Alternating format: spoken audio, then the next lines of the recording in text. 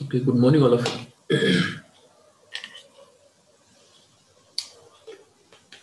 Good evening. चला कालचा पण आपण पुढे कंटिन्यू करत. ओके.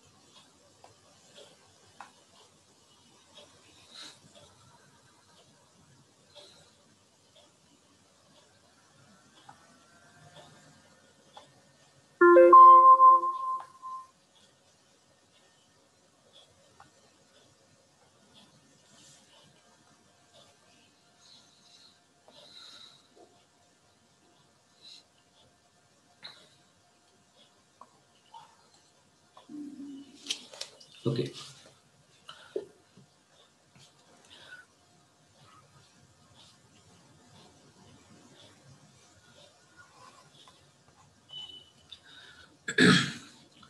आजच्या लेक्चरमध्ये क्वेश्चन बघा. काल आपण वीक ऍसिडचे केसेस घेतले होते, ज्यामध्ये मी वीक ऍसिडला मिक्स पण केलं होतं, त्याच्यामुळे जो पीएच चेंज तो पण पाहिला होता आपण. Calculate H plus A1 minus A2 minus and OH minus in an aqueous solution containing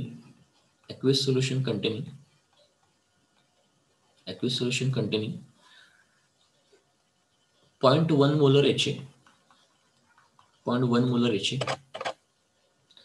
whose HA1 whose Ka is equal to 10 raised to minus 5 and 0.2 molar HA2 whose Ka also equal to 4 into 10 raised to minus 5. बरं, आता ह्याचं मी तुम्हाला काल readymade formula दिला होता की remember whenever two weak acids are mixed, दोघांचं constant दिलेलं आहे, तर जे टोटल H प्लस येतात that is under root of summation KI into CI. बस, त्यामुळं पहिल्याचं जे K आहे तो आपला 10 raised to minus 5 आहे, मल्टिप्लाय आहे. पहिल्याचं जे कॉन्सन्ट्रेशन आहे ते 0.1 आहे. याला ऍड करायचं, 2 वीक ऍसिड्स आहेत, 2 पेक्षा जास्त नाहीत, आणि इथे येणार 4 into 10 raised to minus 5 into 0.2 into 0.2.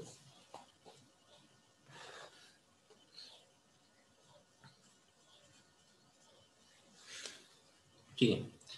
आता याला आपण सॉल्व्ह करायचं.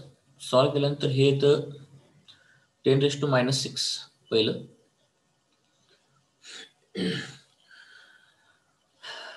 दुसरं लिहितोय तर 8 into 10 raised to minus 6, 9 into 10 raised to minus 6 म्हणजेच 3 into 10 raised to minus 3. बरं, आता पहिली गोष्ट, हे जे टोटल H प्लस जे आले या फॉर्म्युलावरून they are greater than 10 raised to minus 6. तर आपली condition greater than equal to 10 raised to minus 6 असेल तर आपण काय करतो, neglect H plus due to water. परीक्षेत काय वेळा आपण वॉटरला विसरून जातो, ते लक्षात ठेवा, ते कायम असतं तिथं, पण कधी कन्सिडर करायचं नाही कन्सिडर करायचं हे तुमच्या हातात आहे. आता दोन्ही ऍसिड जर पाहिला तर दोन्ही ऍसिड तर OH मायनस नाही तयार करत, OH मायनस हे वॉटर कोड येणार, बरोबर. दोन्ही ऍसिड तर हे करत नाहीत OH मायनस, आता OH minus due to water काढताना ionic part of the water वापरणार, म्हणजे KW ची value 10⁻⁻14 divide by H plus ion concentration. पण आपल्याला तर H plus ion due to water consider नाहीच करायचे, H plus ion due to ते 2 वीक ऍसिडला मिक्स केलं त्याच्यामुळे घ्यायचं, मग तेच इथे लिहायला लागेल आपल्याला. H plus due to water लिहून काही उपयोगाचं आपल्याला नाही या ठिकाणी. हे सिम्पली आपल्याला येतं 1/3 10⁻⁻11. So this is the OH minus ion concentration. पण ते वॉटर प्रोड्यूस करणार, त्यासाठी KW चा फॉर्म्युला यूज केला आणि H प्लस चा सोर्स हा ऍसिडचा आहे, तोच घ्यायला लागेल इथं. हे लक्षात घ्या, कारण वॉटरवरती आता ली-चॅटले प्रिन्सिपल लागणार आणि वॉटरमध्ये जे H प्लस आयन कॉन्सन्ट्रेशन 10⁻⁷ आहे त्याच्यापेक्षा पण ते अजून कमी होणार, कारण 2 वीक ऍसिड त्या ठिकाणी दोघांपासून H प्लस आपल्याला भेटतं, म्हणून आपण ते निग्लेक्ट केलेलं आहे. आणि एकदा पीएच आपल्याला आता इथून आपल्याला पीएच पण काढता येतो, इथून आपल्याला आता पीएच पण काढता येतो. आता हे जे आन्सर मी लिहिलेलं आहे त्याच्यावर मला पीएच पण काढता येतं, H प्लस वरनं पीएच. पीएच कसं काढतो आपण, 3 - log 3. log 3 ची व्हॅल्यू 0.48, 0.48 म्हणजे 52 म्हणजे या ठिकाणी 2.52.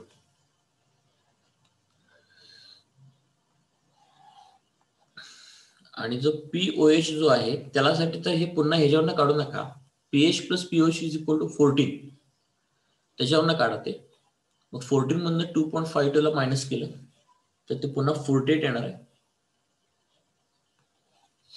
कॅरी फॉरवर्ड केला म्हणजे 3 मायनस झाली टोटल, म्हणजे 11.48.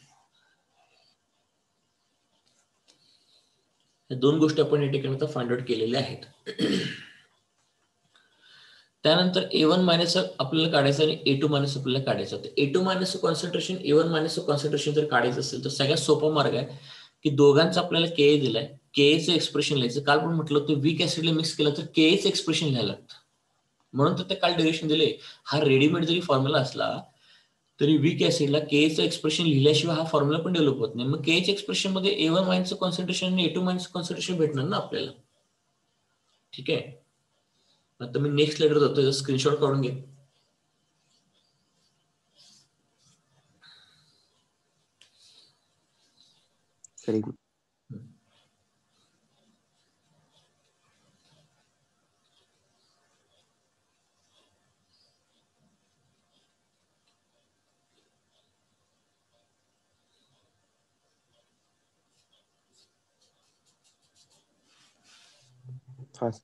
ओके,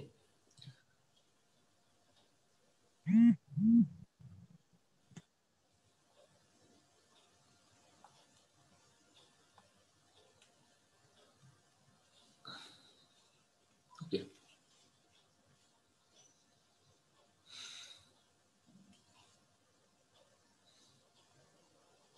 मग आता आपण काम करत, जो ऍसिडचा पहिला डिस्ट्रिब्युशन कॉन्स्टंट Ka1 त्याचं एक्सप्रेशन आपण लिहूयात. Ha1 नावाचा ऍसिड, Ha1 म्हणजे तो ब्रेक होणार H प्लस आणि A1 मायनस मध्ये. आणि Ha1 ऍसिडचं जो मला कॉन्सन्ट्रेशन दिलेलं आहे, Ha1 चं कॉन्सन्ट्रेशन दिलेलं आहे 0.1, त्यामुळे ते खाली तिथं 0.1 लिहा, इथे खाली 0.1 लिहिलं. ठीक आहे, बरं. अजून H plus due to Ha1 जो असणार आहे, नाही आता दोघांसाठी ते ऍक्च्युअली कॉमनच असणार आहे. आता हे सायमल्टेनियस इक्विलिब्रियम आहे बघा, सायमल्टेनियस इक्विलिब्रियम. आता काय करा, हे जे H प्लस आहे ना 3 × 10⁻³ हे दोघांसाठी कॉमन आहे, Ha1 साठी आणि Ha2 साठी. काल मी सायमल्टेनियस इक्विलिब्रियम सांगितलं ते X प्लस Y, त्यामुळे आता इथं ते दोघांच्या एक्सप्रेशन मध्ये H प्लस कॉमनच लिहायचा. ही जी व्हॅल्यू H प्लस या ठिकाणी 3 × 10⁻³ कॉमन आयन आहे दोघांसाठी, त्यामुळे कॉन्सन्ट्रेशन ते कॉमन आयनच लिहायचं या ठिकाणी. तुम्ही सेपरेट लिहू नका बिलकुल सुद्धा, हे सेपरेट नाही होऊ शकत. जर सेपरेट तुम्ही जर H प्लस ड्यू टू फक्त Ha1 लिहिलात ना तर तुम्ही मिक्सचर कन्सिडरच नाही करत. म्हणजे चुकून तुम्ही जर असं म्हटलं की सर काय H plus due to Ha1 काढायचं ना, तर काय करणार, मग ते अंडर ऑफ 10⁻⁵ × C, मग तुम्ही Ha1 ला वेगळं कन्सिडर करताय. मिक्सचर जर घेतलात ना तर हे जे H प्लस आयन जे आहेत ना टोटल 3 × 10⁻⁻ हे दोघांसाठी कॉमन आहे. ते मिक्सचर मधलं आपल्याला पाहिजे, त्यामुळे हे या ठिकाणी लिहायलाच लागेल 0.1. आणि K1 ची व्हॅल्यू आपल्याला 10⁻⁵ दिलेली आहे. मग त्याच्यावरनं मग आता A1 मायनसचं कॉन्सन्ट्रेशन काढायला लागेल. हे 0.1 इथं गेलं म्हणजे 10⁻⁶ झालं.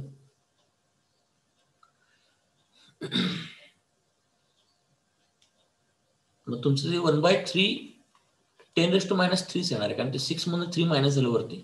हे कॅल्क्युलेशन करा तुम्ही. हे 0.1 तिकडे गेलाय आणि असं झालं. हे मिक्सचर असल्यामुळे मी या ठिकाणी कॉमन आयनचं H+ जे कॉन्सन्ट्रेशन आहे ना दोघांसाठी ते लिहितोय. कारण तुम्ही दोघांचा सायमल्टेनियस इकडून लिहून बघा. आपण असं लिहिलं होतं ना काल, Ha1 gives rise to H+ plus A1 minus. मी म्हटलं समजा हा X तयार झाला तर हा X तयार होतो. परत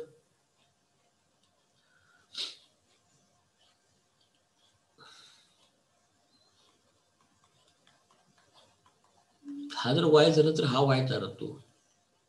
पण ह्या दोघांसाठी कॉमन आयन इक्विलिब्रियम कॉमन असतं, मग सायमल्टेनियस इक्विलिब्रियम होतं म्हणून वरती Y ला ऍड करतो आणि खाली X ला ऍड करतो. हे पण X+Y आणि हे पण X+Y. मग दोघांचं जेव्हा आपण K's एक्सप्रेशन लिहिणार K1 आणि Ka2, लॉजिकली गोष्ट आहे ना, मग K1 मध्ये X+Y लिहायला पाहिजे इंटू X आणि K2 मध्ये X+Y इंटू Y लिहायला पाहिजे. मग दोघांनी मी ऍड केलं होतं आणि एक X+Y चा होल स्क्वेअर आला होता आणि त्यावर मी H+ आयनचं कॉन्सन्ट्रेशन काढलं होतं. त्यामुळे त्या गोष्टी बघून घे व्यवस्थित.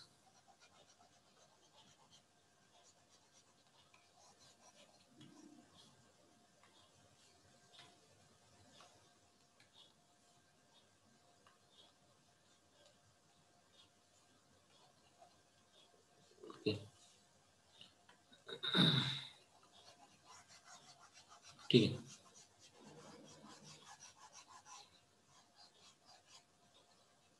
ओके, त्यामुळे हे मी कॉमन काय घेतलं तुमच्या लक्षात आलं असेल, त्याचं मिक्सचर असल्यामुळे तसं घेतोय आपण ते. ओके, मग सेम असं एक्सप्रेशन आपल्याला Ka2 साठी लिहिता येतं. ते Ka2 ची व्हॅल्यू 4 × 10⁻² आहे. H+ त्याच्यामुळे 3 × 10⁻³ A2 मायनसचं कॉन्सन्ट्रेशन आपल्याला काढायचं आहे आणि त्याचं कॉन्सन्ट्रेशन दिलं आपल्याला 0.2. बस. आता A2 मायनसला सॉल्व्ह करा तर इथं 8/3 येणार ते.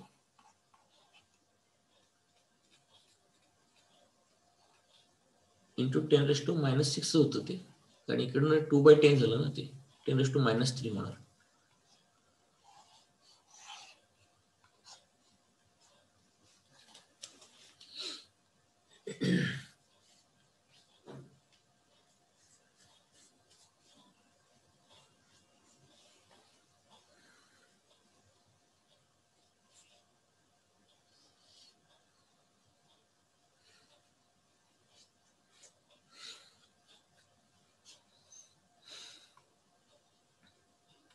आता याच क्वेश्चन मध्ये तुम्हाला त्यांनी असं एक जोडून क्वेश्चन जर विचारलं असतं तर काय करायचं? जोडून क्वेश्चन म्हणजे काय, ते त्याने जर ह्याच क्वेश्चन मध्ये तुम्हाला म्हटलं की फाइंड आउट अल्फा, आता वीक आले म्हटलं की अल्फा येतच, alpha of Ha1 Ha2 and water. आपण हे सगळं मोनोबेसिक ऍसिडचं एक्झाम्पल बघतोय, डायबेसिक नाहीये.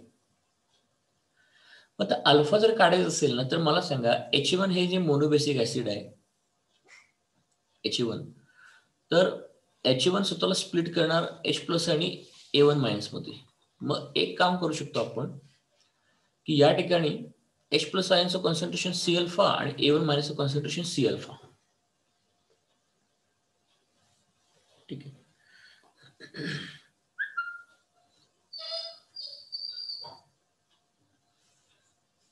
हेच आपल्याला काढता येतं. ओके, आता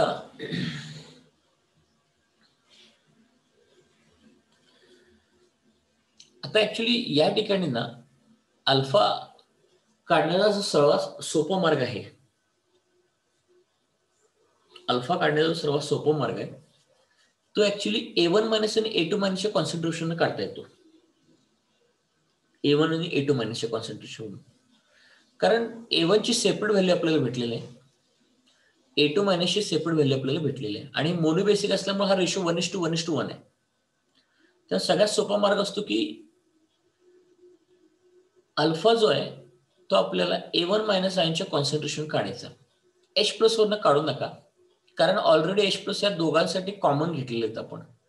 कॉमन घेतले तर मग दोघांचा अल्फा सेम होणार ना, किंवा दोघांचा अल्फा ठीक आहे, कॉन्सन्ट्रेशन तर वेगवेगळं आहे, ते ह्याच्यावरनं काढता येतं, नो प्रॉब्लेम. पण ह्याच्यावरनं थोडस तुम्हाला मग ते कन्फ्युजन होणार. त्यापेक्षा मी प्रेफर करतोय तुम्हाला A1 मायनस आणि A2 मायनस सेपरेट भेटलेलं आहे, त्याच्यावरनं काढा.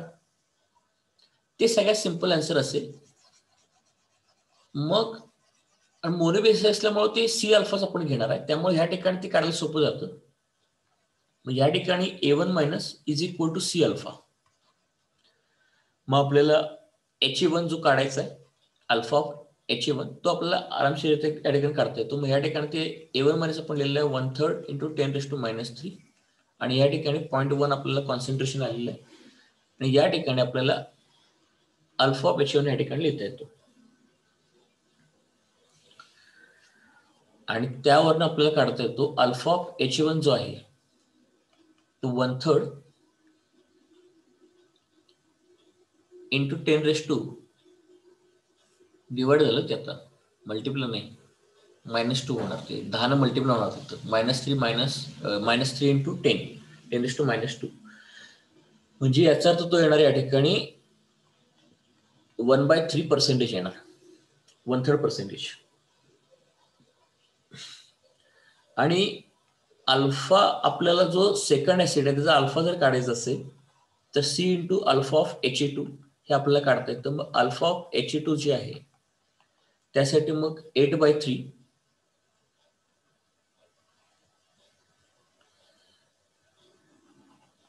इंटू 10⁻³ आपण घेतलेलं, आणि हे C 0.2 आहे, त्याने डिवाइड करायचं 0.2. मग 0.2 डिवाइड केलं की हे 10 मल्टिप्लाय होणार, म्हणजे 10⁻² येणार, आणि 2 ने डिवाइड झालं म्हणजे 4/3 इंटू 10⁻². ही सगळ्यात सिंपल मेथड असते. अल्फा काढण्यासाठी मग राहिलेला आयन वापरा, जो A1 मायनस आणि A2. H प्लस वरून सुद्धा काढता येतं, कारण शेवटी कॉन्सन्ट्रेशन वेगळंच आहे, ते नो इश्यूज इन दॅट. पण A1 मायनस आणि A2 मायनस वरून काढा, हे मी तुम्हाला सांगतो.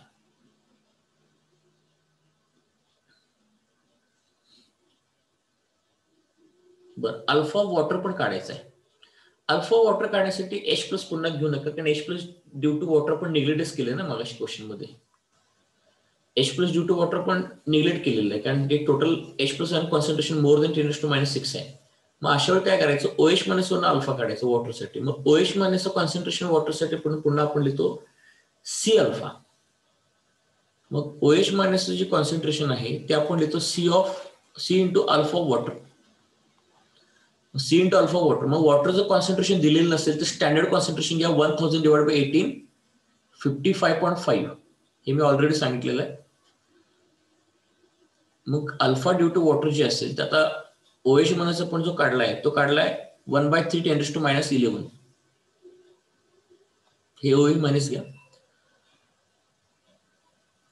आणि त्याला 1000/18 ने डिवाइड करा, म्हणजे ते 1/3 इंटू 10⁻1 ते 1000/18 या साईडला आहे. मग ते रिव्हर्स होणार 18/1000 म्हणजे 10⁻3. 3 6 are 18, म्हणजे यावरून तुमचा जो अल्फा येतो तो 6 into 10⁻⁻14. This is the value of the alpha.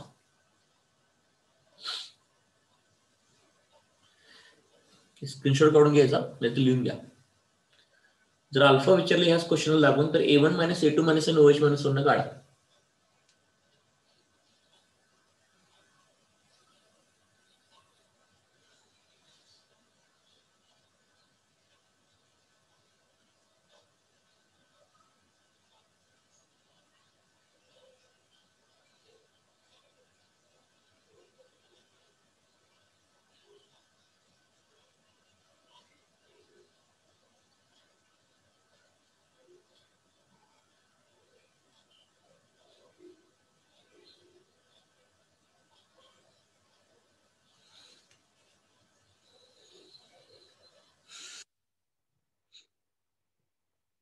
Common झाले त्याच्यावरनं काढू नका, साईडला मार्जिन लिहून ठेवा.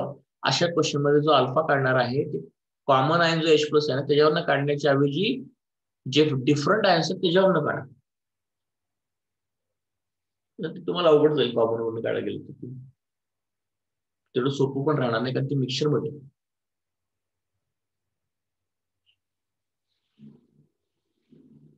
ओके ठीक आहे. आता आणि वॉटरसाठी सुद्धा आपण जो अल्फा काढला तो OH मध्ये सुद्धा काढला कारण वॉटरचे H प्लस पण घेतलेलेच नाही, निग्लेक्ट केलं आपण. त्यामुळे H plus due to water आपल्याला माहितच नाही.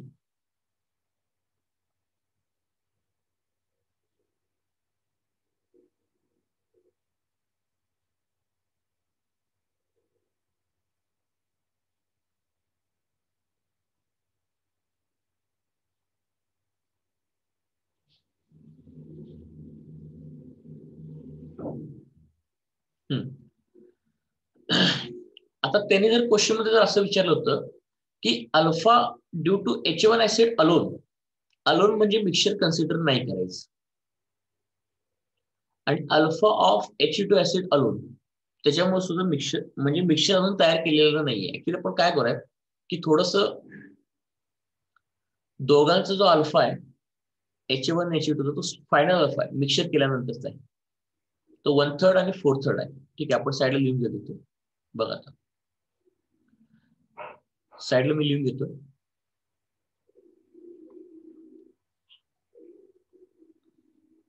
ठीक आहे, साईडला ठिकाणी लिहून घेतो. फायनल अल्फा फॉर HA1 जो आहे तो 1/3 इंटू 10⁻² आहे, आणि फायनल अल्फा फॉर HA2 जो आहे तो आहे 4/3 इंटू 10⁻² आहे. समजा इमॅजिन करा हे झाले फायनल व्हॅल्यू सगळ्या, त्या अल्फाची आपलं फायनल व्हॅल्यू.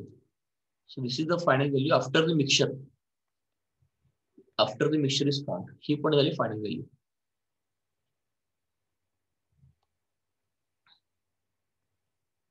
ओके, मग आता इनिशियली अल्फा किती होता, म्हणजे जर मिक्सचर करण्याच्या अगोदर सेपरेट जर मी कन्सिडर केलं, मग याचा अर्थ मिक्सचर करण्याच्या अगोदर सेपरेट जर कन्सिडर केलं, सेपरेट जर कन्सिडर केला तर काय होतं, पहिल्याचं K 10⁻5 आहे डिवाइड बाय C करून बघा, मग 10⁻4 झाला, आणि आपला K/C चा रेशो 10⁻4 ला किंवा त्यापेक्षा जर कमी आला तर आपण डायरेक्टली अल्फाचा फॉर्म्युला √K/C वापरतो. इथं पण सायंटिफिक नोटेशन मध्ये बघितलं तर 10⁻4 च्या जवळ आन्सर येतो. तर मग याचा अर्थ इनिशियल अल्फा 1 जो आहे म्हणजे ऍसिडचा तो √K × C म्हणजे 10⁻5/0.1 म्हणजे 10⁻4 म्हणजे 10⁻2 म्हणजे जवळपास 1%. अल्फा H2 इनिशियली म्हणतो मी √4 × 10⁻5 डिवाइड बाय 0.2 म्हणजे 2 झालं. ऍक्च्युली ते 8 नाही, 2 ने डिवाइड केलं 2 आलं, म्हणजे हे 10⁻4 झालं, 10 ने मल्टिप्लाय केलं म्हणजे √2 × 10⁻2 म्हणजे ते या ठिकाणी ना 1.41%. बर, हे जे अल्फा आहेत आपल्याकडं हे इनिशियली आहेत, initially before mixing,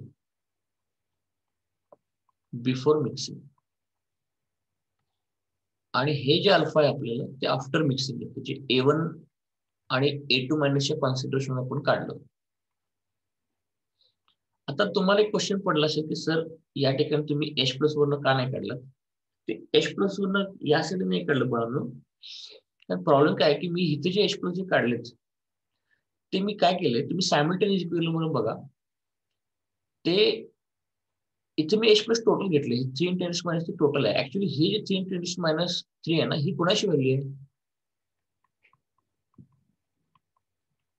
X plus Y, हे दोघांची मिळून व्हॅल्यू येते. म्हणजे याचा अर्थ हे आहे.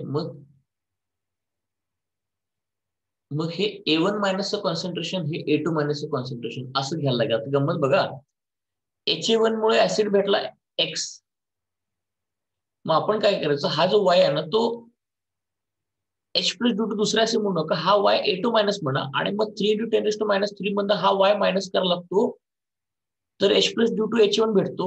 मग शेवटी हिशोब तोच नाही ना, मग ते A1 A2 वरनच काढायला सोपं पडते. एवढं गोंधळ करण्याची काय गरज आहे, कारण हे टोटल X प्लस वाय आहे ना त्याला, म्हणून म्हटलं. त्यामुळे मी जे सांगतो ते वापरा. मी मुद्दामून ते अवॉइड नाही करत, पण उगाच कशाला अवॉइड मध्ये जायचं असं म्हणतो. सोपं तुम्हाला A1 मायनस आणि A2 मायनस मिळते ना, ते सायमल्टेनियसली बरोबर ते करा. ते परत मायनस प्लस करत बसायला लागतं. मग ते कारण प्रॉब्लेम काय होतो तुम्हाला सांगतो मी. आपण ऍक्च्युली जे पूर्वी असं जे लिहायचो ना, हे H प्लस आणि ए मायनस जे लिहायचो, हे सी अल्फा लिहायचो. पण हे सी अल्फा ज्यावेळी आपण लिहायचो ना H प्लसला, त्यावेळी हे जे H प्लस आहे ते ड्यू टू ओनली H म्हणायचो. ड्यू टू ओनली H म्हणायचो आपण. पण प्रॉब्लेम काय होतो, की ज्यावेळी तुम्ही H1 आणि H2 लिहिताय ना, तो सायमल्टेनियस इक्विलिब्रियम काय करतो आपण, सायमल्टेनियस काय करतो, इथे एक्स प्लस वाय लिहितो आणि इथे एक्स प्लस वाय लिहितो. म्हणजे इथं प्रॉब्लेम काय आहे, की हा इथे जर H प्लस जर म्हटला तर हा प्युअरली H1 चा येतच नाही, आणि हा इथं पण H प्लस म्हटला हा प्युअरली H2 चा पण येत नाही. मग इथे सी अल्फा लिहायला चुकीचं आहे. सी अल्फा लिहू शकत नाही आपण त्याला ऍक्च्युली.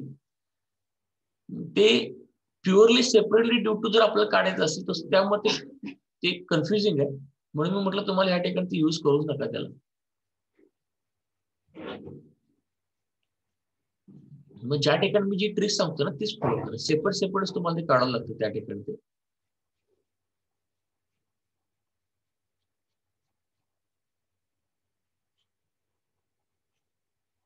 ठीक आहे. ओके, बरं. आता मी अल्फाची व्हॅल्यू करतो.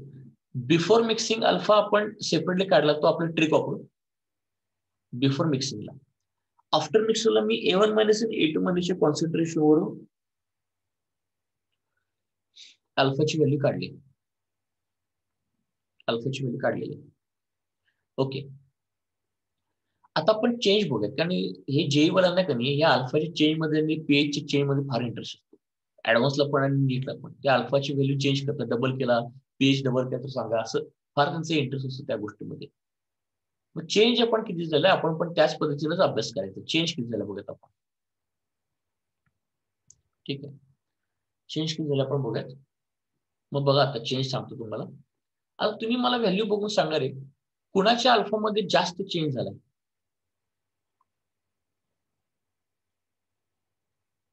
कोणाच्या अल्फामध्ये जास्त मोठा चेंज तुम्हाला दिसतो, H1 का H2 च्या. बघून घ्या H1 आणि H2 ह्या दोघांच्या मध्ये चेंज कुठे जास्त तुम्हाला दिसतोय.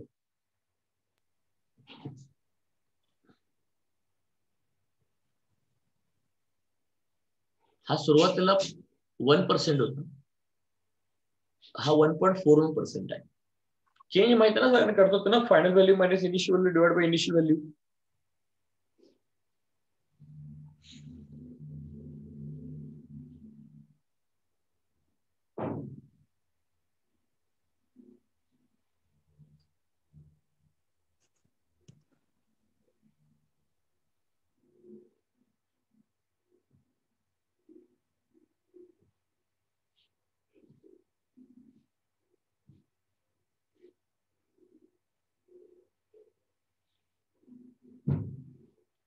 ऍक्च्युली मोर चेंज झालाय ना, more change in alpha is of H1. Mathematically बघा, ते चेंज हा अल्फा मध्ये झालाय तो H1 चा झाला, जास्त चेंज झाला.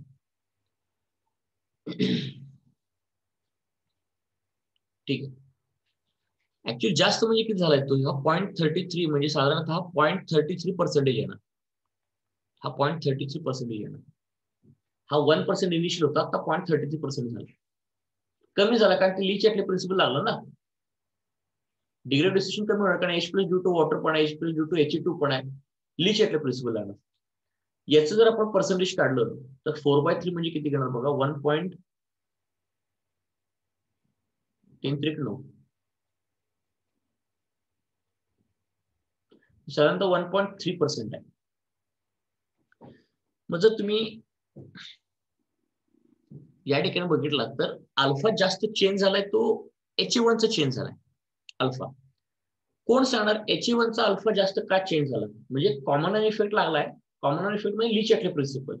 H प्लस आयनचं कॉन्सन्ट्रेशन जर वाढलं तर रिएक्शन बॅकवर्ड जाणार, म्हणजे असं HA1 gives rise to H plus plus A1 minus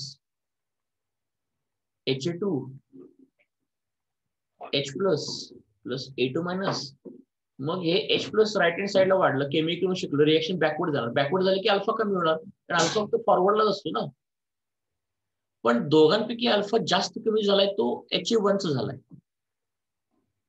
असं मला म्हणायचं. याचं कारण काय रे?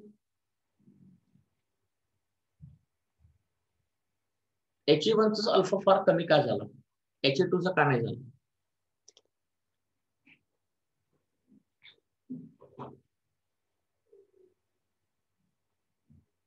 Yes. Why the alpha of HA1 is decreased more as compared to the HA2? Sir, concentration. Okay, concentration. ठीक आहे, सांगतो बघा आन्सर मी. कॉन्सन्ट्रेशन अफेक्ट करण्याचं पण सर्वात महत्वाचा पॅरामीटर आहे तो जो के जो आहे ना, तो HA1 चा जो के जो आहे तो कमी आहे. ऑलरेडी डिसोसिएशनच कमी आहे ना. What is the meaning of K? It is the dissociation constant. It is the dissociation constant which is less as compared to the dissociation constant of HA2. आता ऍक्च्युअली हे जे आन्सर आपल्याला काढायचं ना ते आपल्याला डिसोसिएशन कॉन्स्टंट वरनं काढायचंय. बघा सांगतो. तर तुम्ही या ठिकाणी HA1 चा डिसोसिएशन कॉन्स्टंट जर बघितला तर K इज इक्वल टू 10⁻⁵ येतो, आणि HA2 चा डिसोसिएशन कॉन्स्टंट बघितला तर तो आपल्याला येतो त्या ठिकाणी 4 × 10⁻⁵. मग ह्याच्यावर आपल्याला काय कळतं की ऑलरेडी HA1 हे कमीच डिसोड होणार आहे, फॉरवर्डला जरी गेलं तर कमीच होणार आहे, आणि HA2 हा डिसोड जास्त होणार होता. पण आणि बघा म्हणजे याचा अर्थ HA2 is more weak as compared to sorry HA1 is more weak acid as compared to HA2. मग अशा वेळी काय करा, अल्फा चेंज तुम्हाला जर का ह्याचा जास्त चेंज झाला पाहिजे असेल तुम्ही you go for a degree of dissociation.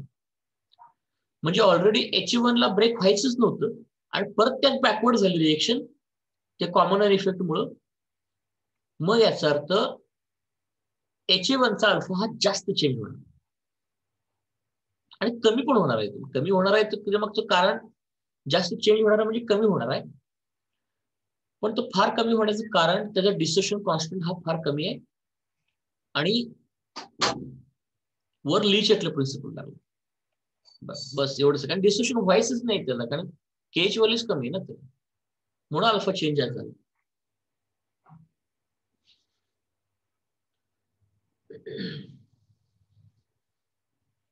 बस एवढं आपल्याला आन्सर लगेच काढता येतो. ठीक आहे, स्क्रीनशॉट काढून घ्या. पुढच्या क्वेश्चनला मी जातो.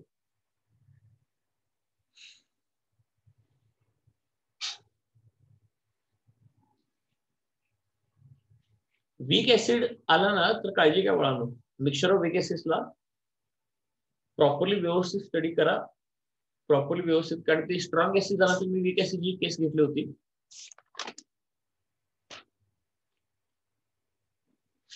त्याच्यामध्ये वीक ऍसिड मुळे सेपरेट पाण्यात टाकलं की पीएच किती होणार, आणि वीक ऍसिड मुळे जर H+ आयन कॉन्सन्ट्रेशन 10⁻⁷ आलं तर वॉटर कन्सिडर करायला पाहिजे. आणि दोन मिक्सचर ऑफ वीक ऍसिडचं काल आपण बघितलं ना, आज पण बघितलं आपण. प्रॅक्टिस करा, सिंपल कन्सेप्ट आहे, फक्त त्या ठिकाणी फक्त लॉजिकल विचार करा, बस एवढंच आहे.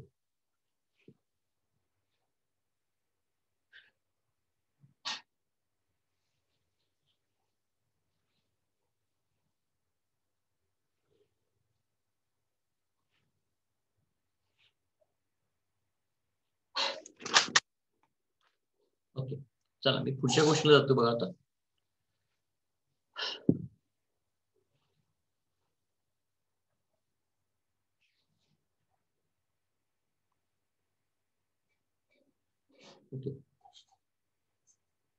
नेक्स्ट क्वेश्चन आहे, calculate H plus OH minus A1 minus and A2 minus in a solution containing solution containing 0.1 molar HA1 ज्याचा K आपलं दिलेला आहे 10⁻⁵, कॉमा 0.2 मोलर HA2. हे सगळे वीकचा आपण केसेस बघतो. K आपल्याला दिलेलं आहे 10⁻⁹ आणि चार्जिंग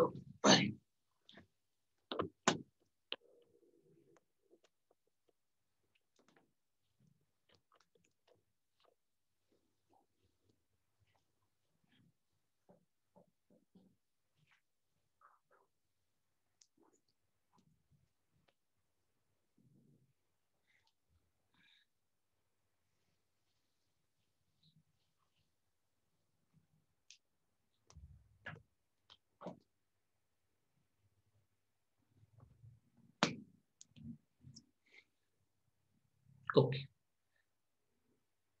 ठीक आहे. बघा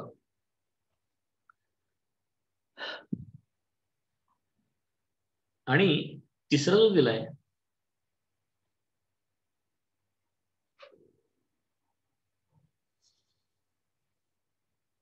ओके. आता ह्या ठिकाणी लक्षात बघा H प्लस जो टोटल आपण काढला H प्लस टोटल त्यासाठी फॉर्म्युला आपल्याकडे आहे summation of KI into CI. ठीक आहे. हे सगळे वीक आहे. आता तुम्हाला कदाचित असं पण वाटेल की सर दुसरा जो वीक ऍसिड तो फारच वीक आहे. त्याचं कॉन्सन्ट्रेशन 10⁻⁹ आहे आणि 10⁻⁵ वगैरे आहे. मग कदाचित टोटल H प्लस जो आहे तो लेस दॅन इक्वल टू 10⁻⁶ आलं तर वॉटरचं पण H प्लस कन्सिडर करू शकतो असं जर तुम्हाला वाटत असेल तर मग समजा मी KW पण इथे ऍड केलं चुकून.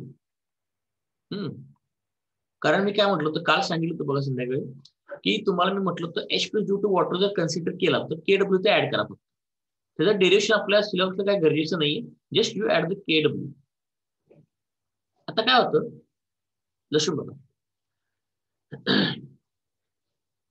आता क्वेश्चन सोडणे तुम्हाला या ठिकाणी एक कॉमन सेन्स पण आहे ट्रिक पण आहे ती व्यवस्थित लक्षून बघायचं. बघा आता काय करतो आपण Ki इंटू CA म्हणजे पहिल्याचं कॉन्सन्ट्रेशन C म्हणजे कॉन्सन्ट्रेशन आणि K म्हणजे 10⁻⁵. -5 इंटू 0.1 हे आपण केलं. चला प्लस हे 0.2 इंटू 10⁻⁹ केलं आणि KW ची व्हॅल्यू 10⁻⁴ आहे. हे असं पण या ठिकाणी केलं. तर हा क्वेश्चन म्हणजे जर पाहिलात ना तर या ठिकाणी एक गोष्ट आपल्याला अधोरेखित होते कारण याला ह्या रूटला जर मी सॉल्व्ह केलं सगळ्यांची पॉवर जर पाहिली सगळ्यांची पॉवर म्हणजे हा 1 इंटू 10⁻⁻⁶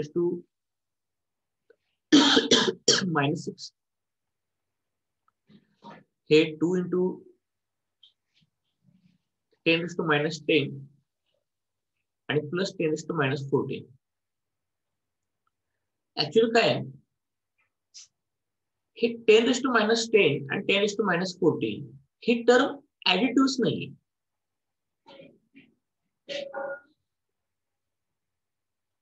विचार करून बघा 10⁻⁻ म्हणजे 0 नंतर 10 झिरो लावल्यानंतर 2 येणार आणि ते 0 नंतर 14 झिरो लावावं लागतील. हे दोन्ही टर्म ऍडिटिव्ह नाहीये. केला तरी ऍड कर मला सांगा ह्या दोन्ही टर्म ह्या ठिकाणी ऍड केलं तर 10⁻⁶ ला काही फरक पडेल का? नाही फरक पडणार. सो यू निग्लेक्ट दिस. तर तुम्हाला सॉल्व्ह करण्याची पण गरज नव्हती. म्हणजे व्हॅल्यू पुट करून सुद्धा आपल्याला चेक करता येते की आता तुम्हाला प्रश्न पडला असेल आता तुमचा आयडिया क्लिअर झाली बघा की sir H plus due to water सुरुवातीलाच कन्सिडर करायचे का अगोदर H plus total without water काढून बघायचं कसं करायचं. तुम्हाला आता आयडिया कळले की KW जो आहे ना तो पहिल्यांदा ऍडिटिव्ह आहे का बघा बाकीच्या पॉवरच्या कंपॅरिझन मध्ये. बाकीच्या पॉवरच्या कंपॅरिझन मध्ये जर KW हा ऍडिटिव्ह असेल ना तर तुम्हाला H plus due to water add घ्यायलाच लागतं. हे ऑटोमॅटिक कसं करतं. पण तुम्ही आता बघितलं KW चा पॉवर आहे तो ऑर्डर ऑफ मॅग्निट्यूड आहे 10⁻⁴. ते बाकीच्या पॉवरच्या कंपॅरिझन मध्ये फार छोटा आहे त्यामुळे हे ऍडिटिव्ह होऊ शकत नाही. त्यामुळे ह्या ठिकाणी H plus due to water येणारच नाही. अशी पण तुम्ही ह्या ठिकाणी ट्रिक अप्लाय करू शकता म्हणजे पेपर तुमचा वेळ वाचेल. तर मुलं काय करतात की H प्लस टोटल काढून विदाउट कन्सिडरिंग वॉटर आणि पुन्हा मग आपण काय म्हणणार की this concentration is less than 10⁻⁶. So now we have to consider the H plus ion concentration due to water. पण ते करण्यापेक्षा तुम्ही KW ला ऍड करून बघा, बाकीच्या पॉवरच्या कंपॅरिझन मध्ये ऍडिटिव्ह आहे का बघा, असेल तर करा, नाही तर राहून दे. आणि होणारच नाही ऍड, म्हणून मी काय करतो फायनली 10⁻⁶ लिहितो आणि इथे 10⁻³ लिहितो. म्हणजे याचा अर्थ काय झालं की हे जे आहे H1 this is the only major source of H plus, not this acid and water. बस एकदा आपलं काम झालं की मग काही अडचण येत नाही. मग याचा अर्थ मग आता OH मायनस सुद्धा काढायचा. OH मायनस फक्त तो वॉटरच येणार आहे आणि major source of H plus जर H1च असेल ना, तर मग हेच H प्लसचं कॉन्सन्ट्रेशन घ्यायला लागेल. मग याचा अर्थ 10⁻⁴ डिवाइडेड बाय 10⁻³ मग त्याच्यावरनं OH मायनसचं कॉन्सन्ट्रेशन निघालं 10⁻11. pH आला 3 इथून आणि POH जो तुमचा आला तो आला 11.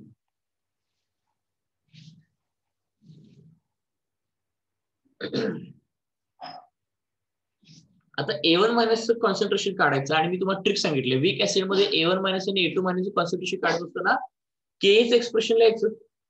बस केएच एक्सप्रेशन लिहिलं की ऑटोमॅटिकली सगळं तुमचं काम सोपं होतं. मग केएच एक्सप्रेशन लिहिण्यासाठी लक्षात ठेवा, हे 0.1 दिले, हे 0.2 दिले, ह्याचा 10⁻⁵ आणि ह्याचा 10⁻⁹ आहे. ओके, चला नेक्स्ट स्लाइडवर जातो मी.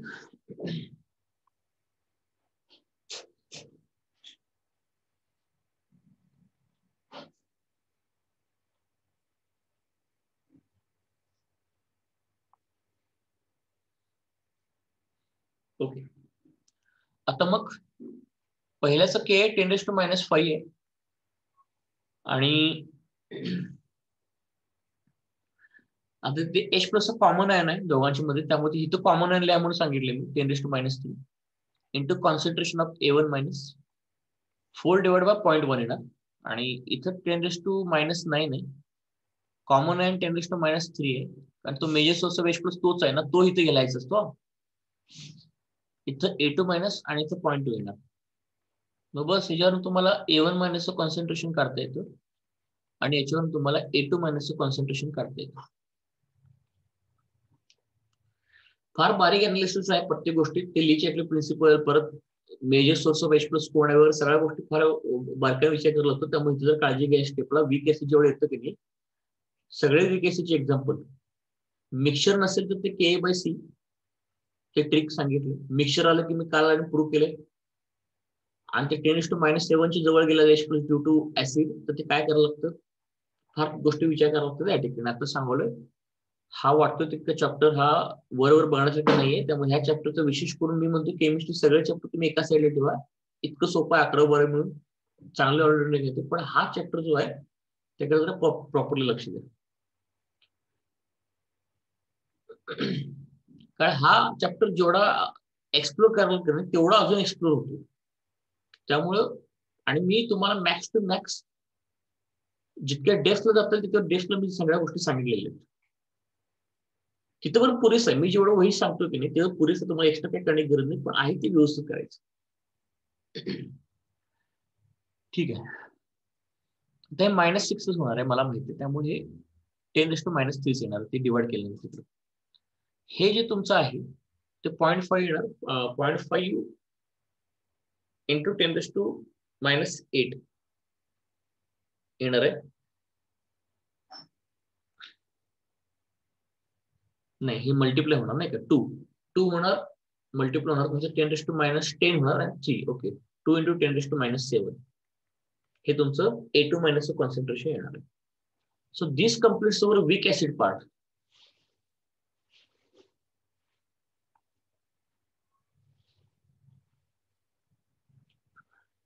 आता पण आपण काय काय बघितलं सांगतो.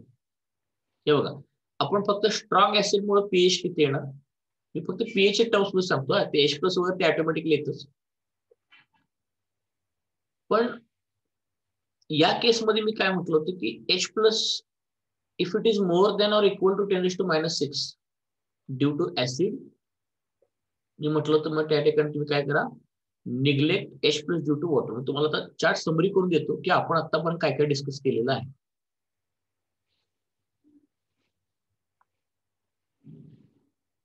हे बघा आता पण आपण काय काय डिस्कस केले सांगतो. पीएच ऑफ स्ट्रॉंग ऍसिड, मग त्याच्यामध्ये H plus due to acid जर ग्रेटर दॅन इक्वल टू 10⁻⁶ असेल तर neglect H plus due to water.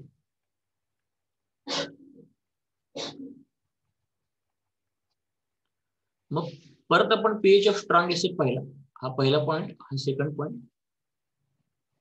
ज्याच्यामध्ये जर H plus due to acid जर लेस दॅन 10⁻⁶ असेल तर consider H plus due to water.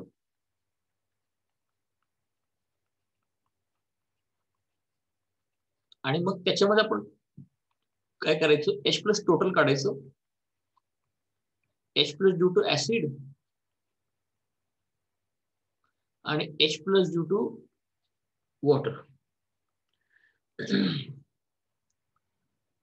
मग त्याच्यामध्ये पण काय होतं की ऍसिडचं कॉन्सन्ट्रेशन लेस दॅन 10⁻⁶ म्हणजे किती, -7, -8 आणि -9 चे केसेस मी कव्हर केलेले आहेत, हे लक्षात घ्या.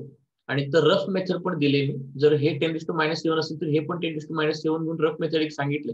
पण ते रफ मेथड 10⁻⁷ ऍप्लिकेबल आहे फक्त, -8 -9 नाही. ठीक. त्यानंतर आपण काय केलं, मिक्सचर ऑफ स्ट्रॉंग ऍसिड पाहिलं. मग मिक्सचर ऑफ स्ट्रॉंग ऍसिडचे क्वेश्चन सॉल्व्ह करताना मी तुम्हाला फॉर्म्युला सांगितला की तो फॉर्म्युला आपला M1V1 वाला. मग ते व्हॉल्यूम ऑफ वॉटर काढा वगैरे त्यात क्वेश्चन होते ना आपल्याला, व्हॉल्यूम ऑफ वॉटर काढा किंवा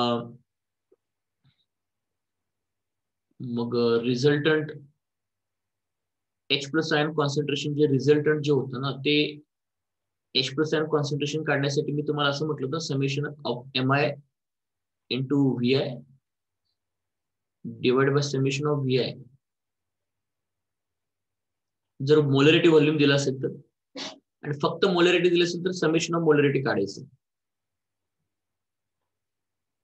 और फक्त मोलॅरिटी दिली असेल तर H प्लस आयनचं कॉन्सन्ट्रेशन तुम्हाला म्हटलं होतं समेशन ऑफ MI करा, म्हणजे मोलॅरिटी फक्त दिली असेल तर. आणि पुन्हा इथं पण मिक्सचर मध्ये ना हे मी मोनोबेसिक म्हणून कन्सिडर करतो. डाय बेसिक तर 2 ने मल्टिप्लाय करायला पाहिजे, ट्राय बेसिक वगैरे असेल तर. आणि जर H plus due to water consider करणार नसाल पण वॉटरचा व्हॉल्यूम खाली ऍड करायला लागतो, हे लक्षात घ्या. वॉटरचा व्हॉल्यूम खाली आपल्याला ऍड करायला लागतो, हे मी पाहिलं होतं. फोर्थ केस मध्ये आपण वीक ऍसिडला आलो होतो, पीएच ऑफ वीक ऍसिड. मग इथं पण पीएच आपण कॅल्क्युलेट केला होता, pH due to weak acid.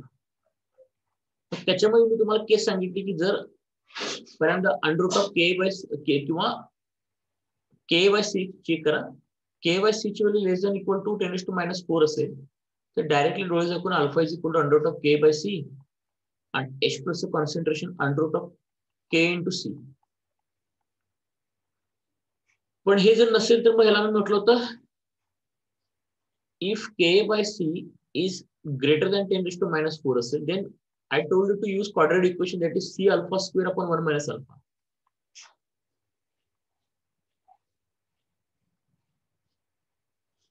आणि काल पाहिलं की H प्लस जे आपले आहेत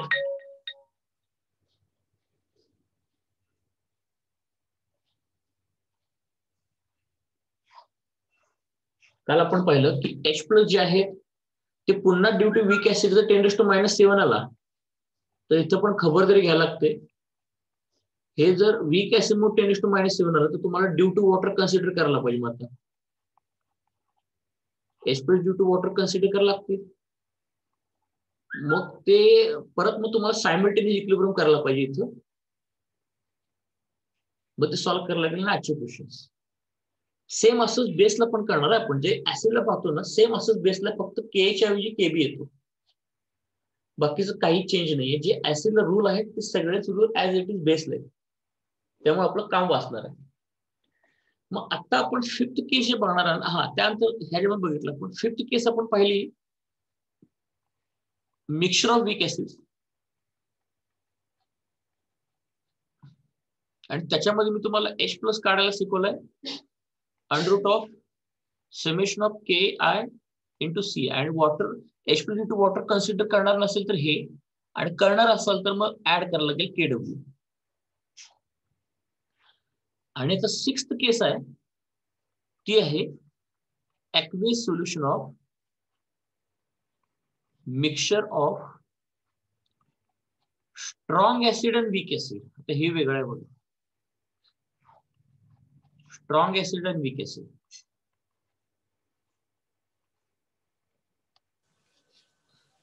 ही वेगळी आपल्याकडे केस आहे. आता या केसकडे आपल्याला जायचं. त्यामुळे जरा इथे खबरदारी घ्या, वेगवेगळ्या टाईप आहे. सेम एकदा मी तुम्हाला ऍसिड मध्ये वेळ लागतोय, एकदा ऍसिड मध्ये वेळ लागला की सेम कन्सेप्ट कुठल्याही प्रकारे चेंज न करता बेससाठी, बेसमध्ये पण एवढी व्हरायटी आहे, 6 व्हरायटी आहे बेसमध्ये सुद्धा. आणि बेस मधल्या 6 व्हरायटी झाल्यानंतर आपण फायनली बघणार मिक्सचर ऑफ ऍसिड बेस, पण त्यामध्ये पण परत व्हरायटी आहे. स्ट्रॉंग ऍसिड स्ट्रॉंग बेस तर न्यूट्रल होणार, स्ट्रॉंग ऍसिड वीक बेस किंवा वीक ऍसिड स्ट्रॉंग बेस, ती घ्यायला लागेल 3 केस. त्यानंतर सॉल्ट तयार होतात ऍसिड बेस म्हणून. सॉल्ट पाण्यात टाकल्यामुळे होतं सॉल्ट हायड्रोलिसिस, पाणी सॉल्टच्या आयन्स सोबत रिएक्ट करतं, मग त्याच्यामुळे पीएच बदलू शकतो. आणि काही सॉल्ट पाण्यामध्ये कमी सोल्युबल असतात, मग त्यांच्यासाठी असतो सोल्युबिलिटी प्रोडक्ट. जसं आयनिक प्रोडक्ट असतो आपला KW, तसा असतो सोल्युबिलिटी प्रोडक्ट. त्यावेळी आपलं चॅप्टर एंड होणार आहे, त्यामुळे त्याकडे लक्ष द्या प्रत्येक केसेस. आणि प्रत्येक ठिकाणी Le Chatelier principle, H+2 water consider करणार का नाही करणार, हे सगळ्या गोष्टी कॉमन आहेत त्या ठिकाणी सगळीकडे, त्यामुळे हे लक्षात घ्या. आता मी स्ट्रॉंग ऍसिडला वीक ऍसिड मध्ये मिक्स करतोय. ती 6th केस आपली. तर या ठिकाणी मी येतो पुढच्या स्लाइडला. Now I am going to mix the strong acid in the weak acid. Okay, बघा आता हे कसं आहे. मग ही जी केस आहे याच्यामध्ये I am going to mix strong acid plus weak acid. मग याच्यामध्ये कसं करायचं, काय करायचं बघा आता. आता जर वीक ऍसिड असेल ना बाळांनो, तर वीक ऍसिडला तुम्हाला एक गोष्ट कंपल्सरी देणं गरजेचं आहे की वीक ऍसिडचं कॉन्सन्ट्रेशन आणि के हा गिवन असतो, अल्फा काढायला लागतो आपल्याला. मी मागच्या पण भरपूर सांगितलंय. स्ट्रॉंग ऍसिडला केचा काय संबंध नाही, कारण स्ट्रॉंग ऍसिड हा कम्प्लिटली डिसोड होतो, त्यामुळे वीक ऍसिड फक्त इक्विलिब्रियम कॉन्स्टंट असतात. स्ट्रॉंग ऍसिडचं तुम्हाला कॉन्सन्ट्रेशन दिलं जाईल C1. आता हे वेगळं C1 घेतलं आणि हे C वीक ऍसिडचं कॉन्सन्ट्रेशन घेतलं. बरं, आता आपण काम करायचं, आपलं नेहमीप्रमाणे जनरल ड्युरेशन हे मोनोबेसिक ऍसिड वरती असतं, डायबेसिक वरती नाही. मग H हा जो वीक ऍसिड आहे तो ब्रेक होतो H+ आणि A- वरती. आपण काय करूया, HH पुन्हा गोंधळ उडायला नको म्हणून एक स्ट्रॉंग ऍसिडचं एक्झाम्पल घेऊयात, HCl घेऊयात. कारण ते पुन्हा स्ट्रॉंग ऍसिडला पण H म्हटलात ना, मग गोंधळ उडतो ना मग दोघांच्या मध्ये. मग HCl ब्रेक झालं H+ आणि Cl- मध्ये. हा स्ट्रॉंग आहे म्हणून सिंगलर लिहिलंय मी. पण आता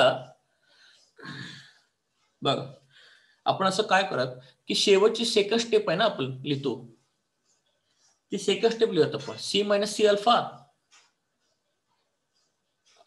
C अल्फा C अल्फा. मग C अल्फा काहीतरी X पकडला मी, मग C- X म्हणजे C- C अल्फा सारखंच आहे ते. X म्हणजे C अल्फा, म्हणजे X म्हणजे काय, H+ produced due to H म्हणजे C अल्फा, आणि हा X होणार. पण ऍसिड मुळे जे आता ऍसिड कम्प्लीट डिसोड होतो, मग ऍसिडचं जर कॉन्सन्ट्रेशन C1 दिलं असेल ना, तर फायनल स्टेपमध्ये ऍसिडचं फायनल कॉन्सन्ट्रेशन 0 होऊन जातं, कारण जेवढा ऍसिड घेतला C1 तेवढा ब्रेक झाला. मग 1:1 रेशो आहे. 1 मोल HCl ब्रेक झाला की 1 मोल H+ तयार होतो, आणि C1 जर ब्रेक झाला की H+ झाले C1 तयार, H+ तयार झाले C1, आणि हे आणि हा पण C1 तयार झाला Cl. Cl आहे क्लोरीन आहे ना, त्याला म्हणा असं C1 आणि C1 कसं केलेलं आहे, हे C1 झालं. पण आता ह्यामध्ये HCl 100% जेवढं घेतलं तेवढं ब्रेक होतं, HCl शेवटी शिल्लक राहत नाही. 100% डिसोशन आहे HCl चा, अल्फा 1 असतो ना याचा, शिल्लक राहतो वीक ऍसिड. मग सेकंड स्टेप लिहायची आपल्याला माहिती आहे, C- Oswald dilution law, C- C alpha C alpha C alpha. पण आता या ठिकाणी पुन्हा सायमल्टेनियस इक्विलिब्रियम आलं. आता बरं, सायमल्टेनियस इक्विलिब्रियम ऍक्च्युअली तसं म्हणणं पण चुकीचं येते म्हणा, कारण स्ट्रॉंग ऍसिड हे HC स्ट्रॉंग ऍसिड आहे, त्याच्यावरती इक्विलिब्रियम त्याचा काही संबंध नाहीये. हा पण कॉमन आयन इफेक्ट लागणार असं म्हणतो मी. सायमल्टेनियस इक्विलिब्रियम म्हणण्यापेक्षा I am going to say it is a common ion effect. Simultaneous equilibrium दोन इक्विलिब्रियम साठी असतं. कॉमन आयन H प्लस झालाय ना, मग तुम्ही काय करा, कॉमन आयनला कॉमन करण्यासाठी वरती C1 ऍड करा आणि खाली X ऍड करा. बस एवढं काम करू शकतो आपण, एवढं आपल्याला काम करता येतं. ठीक आहे, हे आपण या ठिकाणी केलं. बर, इक्विलिब्रियम कॉन्स्टंट फक्त आणि फक्त ऑपरेट होतो तो HA वरती. Equilibrium constant only operate will on HA. HCl चा काही संबंध नाही. तर K is equal to H plus आयनचं कॉन्सन्ट्रेशन त्याचं आहे C1 प्लस X. A मायनसचं कॉन्सन्ट्रेशन X आहे, 4 divide by C minus X. आता हे क्वाड्रेटिक इक्वेशन सॉल्व्ह करणं तितकंसं सोपं नाहीये. जेईई नीट मध्ये सोपं क्वाड्रेटिक इक्वेशन देतील, पण हे तितकं सोपं नाहीये. आता प्रॉब्लेम काय बघा येते या ठिकाणी, का सोपं नाही सांगतो. ऍक्च्युली ह्या ठिकाणी के जरी असला, वीक ऍसिड जरी असला, तर त्याच्या के मध्ये ना स्ट्रॉंग ऍसिडचं कॉन्सन्ट्रेशन आले बघा. कॉन्सन्ट्रेशन ऑफ स्ट्रॉंग ऍसिड, ते कॉमन आयन इफेक्ट मुळे किंवा कॉमन आयन मुळे. परत हे एक्स काय आहे, C1 plus X H plus due to किंवा कॉमन आयनचं कॉन्सन्ट्रेशन झालं. X झालं कॉन्सन्ट्रेशन ऑफ A मायनस, मी मुद्दाम वेगळं पकडतो, त्याला H प्लस नाही म्हणणार, ते H plus concentration X plus C1 आहे. आणि खाली C मायनस X हे वीक ऍसिडचं आहे. त्यामुळे हे क्वाड्रेटिक इक्वेशन तितकंसं सोपं नाही होत सॉल्व्ह करण्यासाठी. मग याच्यामध्ये दोन केसेस करून मी तुम्हाला सिंपल आयडिया सांगतो काय करायचं. केस नंबर 1 सांगतो बघा. आता केस नंबर 1 सांगतो. ऍक्च्युली काय होतं की if H plus ion produced due to weak acid, H plus ion produced due to weak acid is negligible as compared to H plus from strong acid. मग अशा वेळी काय करा, आपण जी कॉमन आयन H प्लस जो काढलाय तो काय काढलाय, C1 प्लस X काढलाय. पण तुम्ही म्हणताय की H plus due to produce due to weak acid is negligible आहे as compared to the H plus due to strong acid. मग याचा अर्थ आय कॅन आता बघा, हे इथं थांबा, स्टॉप घ्या, इथं बघा आता मी काय सांगतोय. आता तुम्ही काय म्हणताय की या ठिकाणी मी केस टाकली की H plus due to weak acid. Actually H plus due to weak acid हे X आहे आणि H plus due to strong acid हे C1 आहे. बिफोर मिक्सिंग ही कंडिशन लिहिलेली आहे. हे मी जे बोलते ते बिफोर मिक्सिंग आहे. बिफोर मिक्सिंग मग तुम्ही शब्द तसा वापरता ना की H plus produced due to weak acid is negligible as compared to H plus due to strong acid. म्हणजे तुम्ही स्ट्रॉंग ऍसिडला आणि वीक ऍसिडला सेपरेट कन्सिडर करायलाय. मग जर निग्लिजिबल असेल तर याचा अर्थ X is negligible as compared to C1. That's why it is approximately equal to C1 now.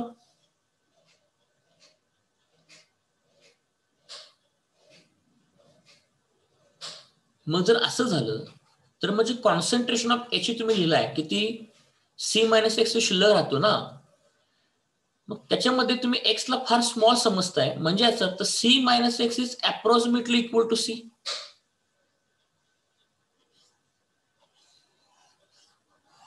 आणि मग आता आपल्या के मध्ये चेंज होतो. याची ही कंडिशन जर अप्लाय केलं तर मग के आपलं सिंपल फॉर्म मध्ये येतं. C1 प्लस X ला C1 लिहा, इथं X लिहा आणि C1 मायनस X ला C लिहा. म्हणजे सिंपल फॉर्म मध्ये रिड्यूस झालं, जे आपल्याला क्वाड्रेटिक इक्वेशन मध्ये करण्याची आवश्यकता नव्हती.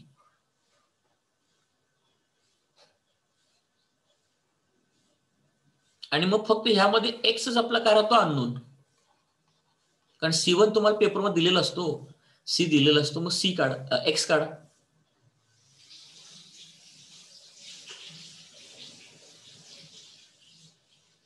ही फक्त गोष्ट लक्षात घ्या या ठिकाणी. It is very very important. हे स्क्रीनशॉट काढून घ्यायचा. आणि जर सेपरेटली बिफोर मिक्सिंग म्हणतोय मी, बिफोर मिक्सिंग जर H plus due to weak acid आणि H plus due to strong acid जर कंपेरेबल असतील, फार मोठा डिफरन्स नसेल, अगदी नकळत फार छोटा डिफरन्स असेल, तर मग हे क्वाड्रॅटिक इक्वेशन लावायलाच लागेल. ही केस नंबर 1 जी आहे ती अप्लाय करून चालणार पण नाही तुम्हाला. ते पुढे क्वेश्चनवर सॉल्व्ह करून तुमच्या लक्षात येईल मी काय म्हणतो केस नंबर 1 ती.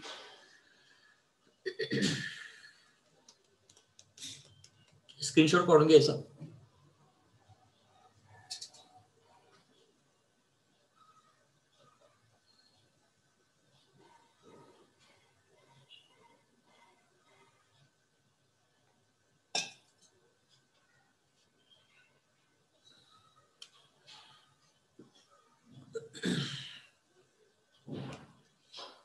ओके, चला आपण आता नेक्स्ट पार्टला जाऊया, केस नंबर 2 मध्ये. मग क्वाड्रॅटिक इक्वेशन कधी वापरायचं?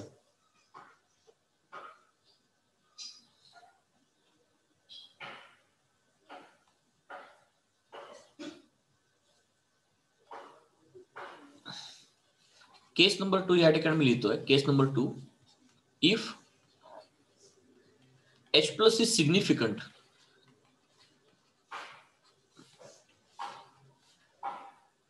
From weak acid then solve quadratic. म्हणजे सेपरेट हवं तुम्हाला H प्लस काढून चेक करायला लागेल दोघांचं. जे के जो आहे तो आहे C1 plus x into x upon C minus x. हे तुम्हाला क्वाड्रॅटिक इक्वेशन मध्ये त्या ठिकाणी अप्लाय करायला लागेल. बस.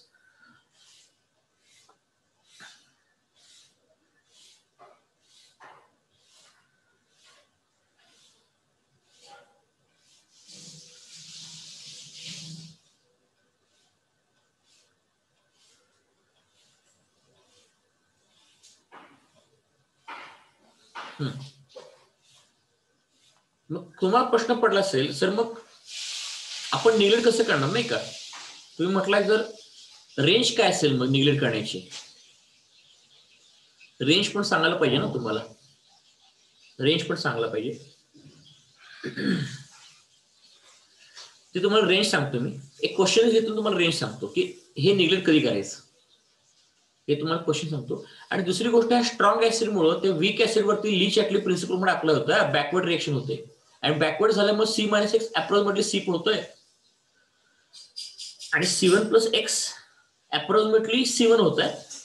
ते लीच ऍटली प्रिन्सिपलच कारण आहे त्याच्या मागं, असं पण तुम्ही म्हणू शकताय. ओके, ते क्वेश्चन घेतो तुमचे कळेल. क्वेश्चन घेतल्यावर मी ते ट्रिक तर सांगून माझं काम झालेलं आहे. एक क्वेश्चन घेतो मी तुम्हाला ह्या गोष्टी कळून देतो. हे बघा, एक क्वेश्चन फॉर्म मध्ये एक्सप्लेन करतो. Calculate concentration of H plus. Question सगळे एकसारखे मिळतील पण मिक्सचर वेगवेगळे मिळतील. CH3CO minus and concentration of Cl minus in a solution containing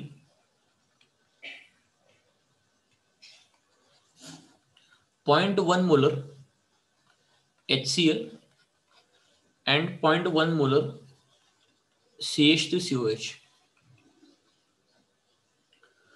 K is 10⁻⁵. आता मी काय म्हटलं होतं, H plus ion concentration before mixing check करा. बिफोर मिक्सिंग चेक करा सॉल्व करण्याच्या अगोदर. बघा इथं H plus due to acid आपण जर बघितलं की जेवढा कॉन्सन्ट्रेशन असेल तेवढे H प्लस तो प्रोड्यूस करतो. म्हणजे H प्लस यांना प्रोड्यूस जे केलेले आहेत हे 0.1 आहेत. पण इकडे सेपरेटली बघा, आपला ट्रिक वापरला गेला अगोदर 10⁻⁵ डिवाइड बाय 0.1. ह्याचा रेशो इक्वल टू 10⁻⁴ येतो. मग -4 असेल तर आपली ट्रिक ऍप्लिकेबल आहे. मग H प्लस आयन कॉन्सन्ट्रेशन काढण्यासाठी ट्रिक वरनं जर आपण फॉर्म्युला वापरला K इंटू C, तर हा येतो 10⁻⁵ इंटू 0.1 इंटू 0.1 म्हणजे 10⁻³ आला. ते -6 10⁻³ आहे. आता आपण कम्पेअर करूयात. हे 10⁻⁻1 आलं. मग जर तुम्ही म्हटलात की सर ह्याच्यामधला डिफरन्स कितीचा आहे, तर डिफरन्स 100 टाइम्स आहे. म्हणजे 100 डिफरन्स म्हणणार नाही, किती टाइम्स न मोठा आहे, H+100 टाइम्स न मोठा आहे याच्या H+ पेक्षा. This is 100 times larger as compared to H+ due to acidic acid. पण तुम्ही म्हणणार सर 100 टाइम्सचा डिफरन्स आहे, पण तसं नाहीये. हा डिफरन्स अजून वाढत जाणार आहे जर ह्या दोघांना मिक्स केला तर. का? बिफोर मिक्सिंग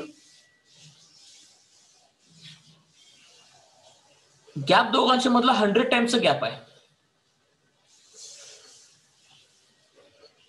म्हणजे तुम्ही ह्या व्हॅल्यूला म्हणजे H+ ड्यू टू ऍसिडिक ऍसिडला 100 न गुणलात तर H+ ड्यू टू HCl मिळणार. दोघांच्या मधला 100 टाइम्सचा डिफरन्स आहे. डिफरन्स म्हणजे तोंडी सबट्रॅक्शन म्हणू नका, ते टाइम्स म्हणतो ना त्या ठिकाणी. जे डिव्हिजन आहे ते मल्टिप्लिकेशन असं म्हणा. पण तुम्ही हे विसरताय, इथं गॅप 100 टाइम्स आहे बिफोर मिक्सिंग, पण मिक्स केल्यानंतर हा गॅप पुन्हा वाढणार आहे. का बरं वाढणार? कारण मिक्स केल्यामुळं ली-चॅटली प्रिन्सिपल लागणार ना पुन्हा. ली-चॅटली प्रिन्सिपल नंतर रिएक्शन बॅकवर्ड जाणार आणि रिएक्शन बॅकवर्ड गेल्यामुळं H+ due to weak acid अजून कमी होणार आणि अजून कमी झाल्यामुळं हा गॅप वाढत जातो. मग हा गॅप वाढत गेला तर H+ due to acidic acid निग्लेक्टच करायला लागतील तुम्हाला. आता कारण टर्म ऍडिटिव्ह बनत नाही ना, लॉजिकल टर्म ऍडिटिव्ह बनत नाही. H+ ड्यू टू फक्त ऍसिड कन्सिडर करायला लागेल. झालं. मग आपले आन्सर्स आले. H+ due to HCl consider करायला लागेल, कारण हा gap already before mixing 100 times आहे. मिक्स केल्यामुळे ली-चॅटली प्रिन्सिपल लागणार आणि गॅप पुन्हा वाढत जाणार. हा पुन्हा वाढत जाणार. मग आता काय करा, HCl मोनोबेसिक ऍसिड आहे. HCl मध्ये H+ आणि Cl- कॉन्सन्ट्रेशन तेवढंच असतं जेवढं ऍसिडचं आहे, 0.1. हे पहिलं आन्सर आलं आपलं.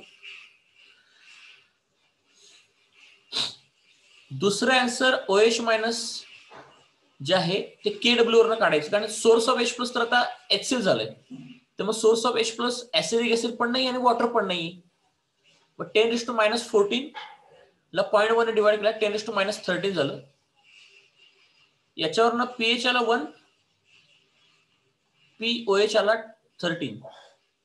आता राहतो प्रश्न ऍसिटेट आयनचं कॉन्सन्ट्रेशन काढायचं आहे. मग ऍसिटेट आयनचं कॉन्सन्ट्रेशन काढण्यासाठी आपल्याला Kच एक्सप्रेशन वापरावं लागेल, कारण K दिलंय ना तुम्हाला. K हा दिलेला आहे. मग सोर्स ऑफ H बघा, या सगळ्या क्वेश्चन मध्ये तुम्हाला सोपी ट्रिक सांगतो. सोर्स ऑफ H+ कोण आहे बघायचं. सोर्स ऑफ H+ कोण आहे बघायचं. मग आता मी पहिल्यांदा तुम्हाला ऍसिटेट आयन सोडून दाखवतो. मग ऍसिटेट आयन जे सोडून दाखवलं त्याच्यामध्ये K is equal to acidic acid break झालं, ऍसिटेट आयन आणि H+ हे मागचं रिएक्शन पण बघितले, आणि divided by concentration of acetic acid. मग आता K तुम्हाला दिलाय 10⁻5 दिलाय, क्वेश्चन मध्येच दिलाय. ऍसिटेट आयनचं कॉन्सन्ट्रेशन मला काढायचं आहे. हा, आता H+ चा सोर्स कोण आहे. H+ इथं जे लिहिताय ना तुम्ही, इथं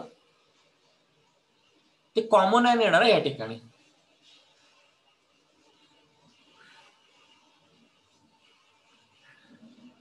आणि आपण ही ट्रिक पण वापरली ना, की जर आपण H+ due to weak acid neglect केलं तर C1 + X is approximately equal to C1 आहे. म्हणजे Kच्या एक्सप्रेशन मध्ये ना इथं H+ जागी C1 लिहायचं. H+ due to weak acid जे आहे ना तिथं C1च लिहा.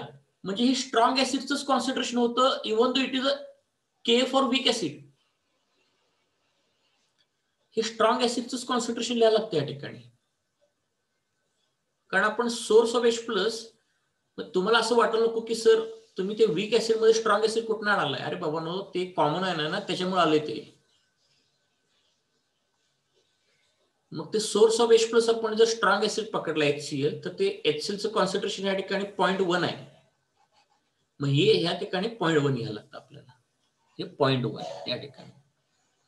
आणि ऍसिडिक ऍसिडचं जे कॉन्सन्ट्रेशन आहे ते तुम्हाला 0.1च दिलेलं आहे. हे 0.1 दिलेलं आहे.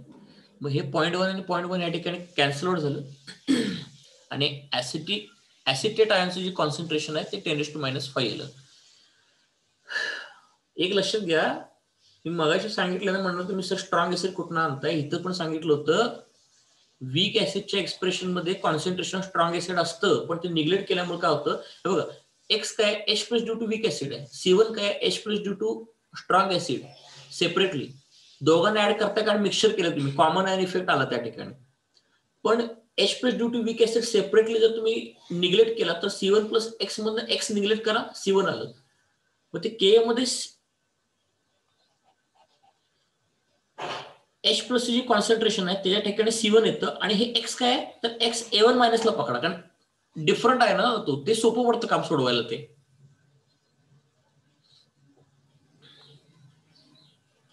हा, मग मी तुम्हाला रेंज सांगतो म्हणून सांगितलं होतं. तर रेंज अशी आहे की सेपरेटली वीक ऍसिडचे H प्लस आयनचे कॉन्सन्ट्रेशन बघा आणि सेपरेटली स्ट्रॉंग ऍसिडचे H प्लस आयनचं कॉन्सन्ट्रेशन बघा. जर दोघांच्या मधला डिफरन्स जर 10 टाइम्स वगैरे असेल तिथपर्यंत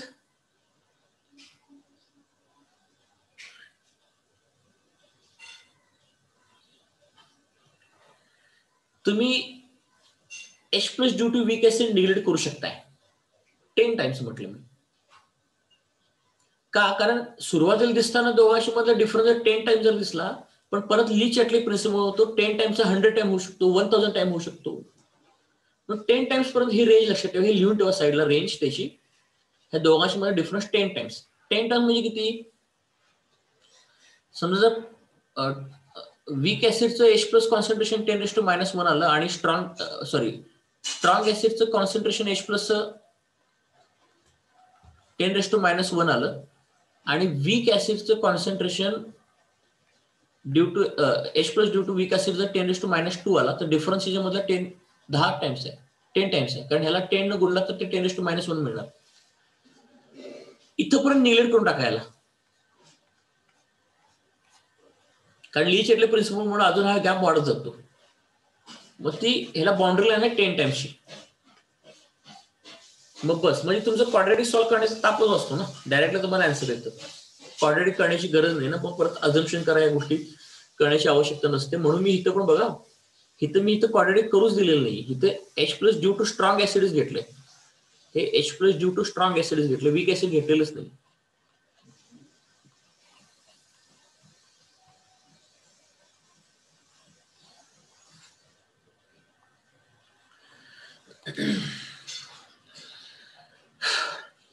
अशा प्रकारचा क्वेश्चन आहे.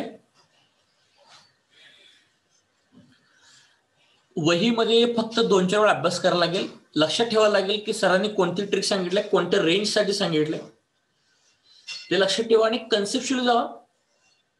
1-2 वही वाचलात, मी जे नोट्स दिलेत मोर दॅन सफिशियंट आहे. जगातला कुठलाही अनेक क्वेश्चन सॉल्व्ह होतो. त्यामुळं माझ्या ट्रिक्स अँड टॅक्टिक्स वापरत चला प्रत्येक पॉईंटला, कारण जसं जसं आपण डेप्थ मध्ये जायला सुरू करतो मेन, नीट आणि ऍडव्हान्स, तर क्वेश्चनची लेवल जशी वाढत तशी मला पण माझं टीचिंग स्टाईल बदलून तुम्हाला ट्रिक वगैरे सांगायला लागते आणि तुम्ही पण तुम्हाला अभ्यासाची पद्धत बदलायला लागेल. आणि आता सांगतोय, मी जे लेक्चर्स तुमचे घेतोय त्याच्यामध्ये मी एनसीईआरटी मधला सगळा पोर्शन कव्हर करतोय. एनसीईआरटी लाईन टू लाईन मी कव्हर केलंय, हे शिकवतोय की नाही. एनसीईआरटी माझी लाईन टू लाईन, मी तुम्हाला जे नोट्स दिलेत ते लाईन टू लाईन मी कव्हर केले. जी लोक नीट करतायत त्यांच्यासाठी तर एनसीईआरटी हे अक्षरशः मी म्हणतोय गॉड्स बुक म्हणता येईल. नीट करणाऱ्यांसाठी एनसीईआरटीचं गॉड्स बुक.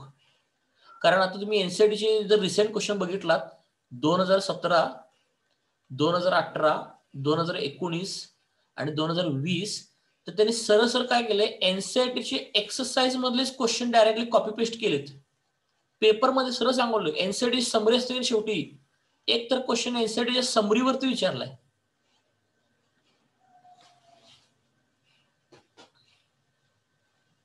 त्यामुळे नीट वाल्यांतर एनसीईआरटीचा पर्याय नाही. तर माझ्या नोट्समध्ये तुम्हाला लाईन टू लाईन एनसीईआरटी मी कव्हर केलेलं आहे. परत जी लोक जेई मेनचा अभ्यास करतायत ते जेई मेन वाल्यांसाठी वेगवेगळ्या व्हरायटी क्वेश्चन आणि जी एनसीईआरटी मध्ये थेअरी दिलेली नाही ती सगळी मी कव्हर केलेली आहे. नीट चित्र ऑलरेडी झालेले, एनसीईआरटी मी सगळं कव्हर करतोय. आणि नीटला पण जे ट्रिकी क्वेश्चन्स आहेत ते जेई मेन नीटला मी एकत्रच घेतोय. हे सगळं त्याच्या बरोबरीनं माझी जी वही आहे त्या वहीमध्ये मी जेई ऍडव्हान्सचा सगळाच पार्ट कव्हर केलाय. तुम्हाला जेई ऍडव्हान्ससाठी कुठलंही सेपरेट पुस्तक, कुठल्याही सेपरेट क्लासच्या नोट्स वापरण्याची गरज नाही. माझी वही सफिशियंट आहे केमिस्ट्रीसाठी. फार डिटेलमध्ये मी घेतलेलं आहे. फक्त माझ्या वहीमध्ये सगळंच आहे तुम्हाला दिलेलं.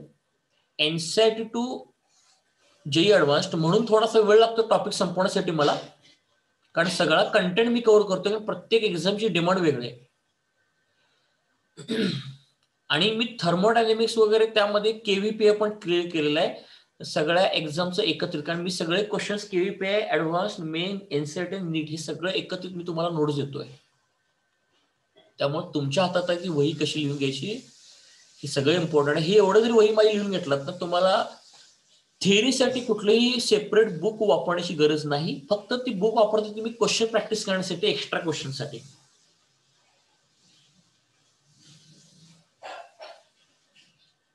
म्हणून मला वेळ लागतोय, कारण हे सगळं कंटेंट मला कव्हर करण्यासाठी वेळ लागतोय. आयन इक्विलिब्रियम, त्यामुळे अजून मला साधारणतः आयन इक्विलिब्रियम संपवण्यासाठी अजून मला जवळपास साधारणतः मी काउंट केले, माझ्याकडे वहीत नोट्स काढलेत मी, त्याच्यावर मला असं वाटतं की साधारणतः अजून आपल्याला एक 10 ते 15 टोटल 15 लेक्चर्स आपल्याला लागतील. 15. आणि एवढं केलं तर बाळांनो तुमचा, मी तुम्हाला ऑल इंडिया रँक मी एक्सपेक्ट करतोय की मी जे टीच करतोय त्याच्यावर तुमची जी ऑल इंडिया रँक आहे, कुठली एक्झाम तुम्ही देणार असाल तर पहिल्या 100 मध्ये. तर अभ्यास करण्याला मजा आहे. नाही अभ्यास करण्याला काही मजाच नाही ना, मग काय करणार तुम्ही? ऍटलिस्ट तेवढं डिटेलमध्ये करू शकतोय आपण अभ्यास, नाहीतर मग अभ्यास करायला अर्थच नाही. मग तुम्ही एवढं 2 वर्ष अभ्यास केला तर तुमचं जेई मेन आणि ऍडव्हान्स किंवा नीट जर क्रॅक नाही झाली तर ह्या अभ्यासाला आणि क्लासला काही अर्थ नाहीये. मेहनत फार प्रचंड घ्यायला लागते बाळांनो, कारण ऑलरेडी मी विदिन 100 रँक मुलं काढलेले आहेत. आणि केमिस्ट्रीमध्ये 170+ नीटमध्ये आणि जेई मध्ये पण केमिस्ट्रीमध्ये 100+ मार्क मी ऑलरेडी दिलेला रिझल्ट. पण त्या मुलांना मी जे सांगायचे होतं ते प्रामाणिकपणे फॉलो करायचे, वर्कशीट सॉल्व्ह करायचे, नोट्स प्रामाणिकपणे लिहून घ्यायचे, सगळं फार डिटेलमध्ये गोष्टी कराव्या लागतात. त्यामुळे कष्टाशिवाय पर्याय नाही. मी काल म्हणून ग्रुपवर सांगितले सिन्सिअरिटी इज व्हेरी इम्पॉर्टंट. तुम्हाला मी जी वर्कशीट प्रोव्हाइड करतो किंवा अजून एक्स्ट्रा देणार आहे, प्रत्येक क्वेश्चनला तुम्ही सिरियसली घेतलं पाहिजे. प्रत्येक क्वेश्चनला बाबा असं विचारलं कसं सोडवायचं, असं विचार कसं सोडवायचं, हे डोक्यात फक्त फिरलं पाहिजे सारखं. जर उठता बसता डोक्यात बाबा हा नाही क्वेश्चन असं गेलं तर कसं करायचं, हे बाबा ह्या ठिकाणी असा कन्सेप्ट लावता येतो का, असं 2 वर्ष कम्प्लिटली तुम्हाला वैराग्य पत्करायला पाहिजे. अभ्यास आहे की अभ्यास. तर तुम्ही स्वतःला पाहू शकता प्रीमियम कॉलेजेसमध्ये, मेडिकल असेल, इंजिनिअरिंग असेल.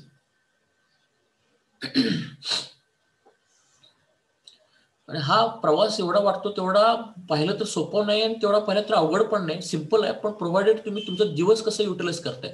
दिवसभर ह्या लॉकडाऊन मध्ये जर तुम्ही स्वतःला गुंतवून ठेवलात कामामध्ये, ही कला आहे, स्वतःला कामामध्ये दररोज गुंतवून ठेवलं पाहिजे. तुम्हाला कोण सांगणार नाही की बाबा अभ्यास करा, काम करा, असं सांगायला लागलं तर तुम्ही स्वतःला कामामध्ये गुंतवू शकत नाही. जी हुशार मुलं मी पहिली बघितलं, जी विदिन 100 रँक मध्ये आलेले आहेत की नाही, त्यांच्याकडे एक सर्वांकडे कॉमन गुण आहे की नाही, त्यांना सांगायला लागत नव्हतं की अभ्यास करा, क्वेश्चन सॉल्व्ह करा. ती स्वतःच ती कला होती त्यांच्याकडे, स्वतःला कामात गुंतवून ठेवायचं. म्हणजे त्यांना वाटायचं की वेळ कमी पडतोय, इतकं स्वतः ते कामात गुंतवून ठेवायचे. कुठलं तरी क्वेश्चन, आता मी सांगायचं पण नाही, ते कुठलं तरी क्वेश्चन बुक घेऊन यायचे की सर यातले मी एवढे क्वेश्चन सॉल्व्ह केले, अजून माझे एवढे सॉल्व्ह करायला, भरपूर ते ऍक्टिव्हिटी चालायचे त्यामध्ये. त्यामुळे सिरियसली की आता सांगू कसा कसा जसे महिने वाढतील तसं प्रत्येक विषयांचा सिलेबस हा वाढत जाणार आहे, वही भरत जाणार आहे. सेल्फ स्टडी पण तुम्हाला करायला पाहिजे, क्वेश्चन पण सॉल्व्ह करायला लागतील. याकडे लक्ष द्या. आणि आजचा पार्ट मी आज जे शिकवला त्यातल्या तर आजच्या नोट्स काढून ठेवा आणि प्रॉपर कामाला लागा. So this completes our today's part. We'll continue our lecture in next. आणि जी लोक काल अब्सेंट राहिले असतील त्यांनी नोट्स पटकन त्याच्या दिवशी पूर्ण करून टाका. वेळ घालू नका. आणि ऑलरेडी आता मला पण शिकवायला वेळ कमी पडाला. मी कसं तरी आता मी विचार करतो तुम्हाला एक्स्ट्रा लेक्चर घेऊन क्वेश्चन कशी सोडवायची हा मी प्लॅनिंग करालोय. पण तुम्ही ऍटलीस्ट जेवढं तुमच्याकडे अवेलेबल आहे रिसोर्सेस किंवा जे काय मी दिले त्यावर तुम्ही काम करायला सुरू करा तुम्ही आता.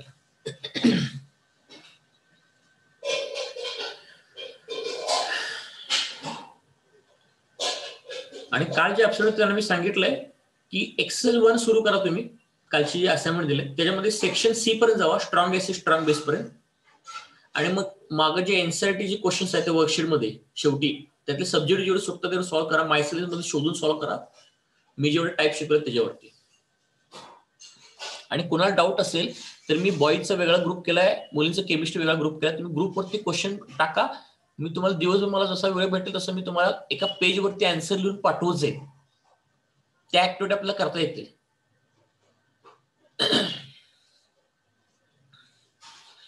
So then bye all of you, take care. आणि तुम्हाला जे नोट्स मी देणार आहे ते एक वेब लिंक आहे, काल तुम्हाला पाठवली तशीच तुम्हाला नोट्स देणार आहे वेब लिंक वरती. त्या पूर्वी भरपूरचे स्लाइड व्हायचे त्याच्यावरची ती वेब लिंक जर चांगली आहे ते वेब लिंक तुम्हाला करून पाठवून देतो मी. चला bye all of you. Bye sir. Bye sir.